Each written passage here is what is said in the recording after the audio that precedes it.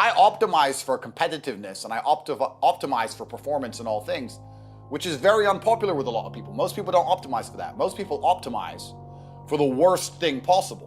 Do you know what it is? You know the worst possible mindset you can try and optimize your life for? Go on. Happiness.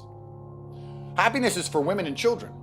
You're allowed to be happy as a woman, and you're allowed to be happy as a kid. As a man, if you wake up and go, I want to be happy today, you're gonna do unimportant, narcissistic, hedonistic garbage. You're either gonna eat too much, drink too much, take drugs, sit around and play video games, smoke weed. You're not gonna achieve anything if you want to be happy. It's ultimately temporary, and you sit there and go, I want to be happy today, I want a happy day. You're not gonna achieve anything. As a man, 99% of the time, you're gonna be stressed or annoyed about something that's just happened, currently happening, or about to happen.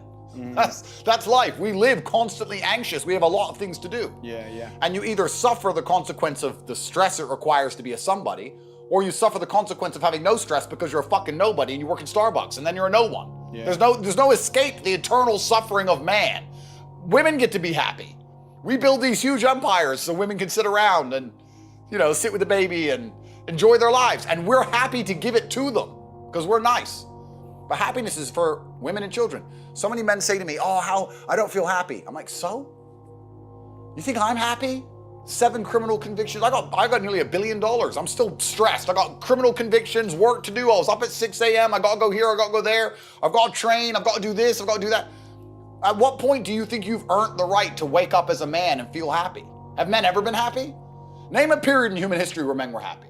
Because if I think back, they were all dying in ditches somewhere. I guess it depends how you define happiness. I'm happy when I'm doing something, when I'm building something. That's when I'm happy. You're content. Yeah. And you feel like you're achieving something. Like today. Which is the masculine imperative. But this is effectively work, right? Yeah. But if you wake up and say, no, I don't want to work, I just want to be happy. No, I'd be miserable. Well, and everybody would be. In fact, I retired at 25 and was miserable after 2 months. No, winners would be miserable. But losers love it, and that's why they lose. Okay. Right? Okay. Losers say all the time, losers have this problem with temporary motivation. A loser will come and say, I really want to change my life. I can't live like this anymore. And they'll mean what they say for about 2 days. And then they're happy to go back to being a loser again. They really want it Monday to Friday, but on the weekend, they're happy to go back to how they were. Yeah. And that's why they never escape. They never get the terminal velocity required to break free from the atmosphere of mediocrity.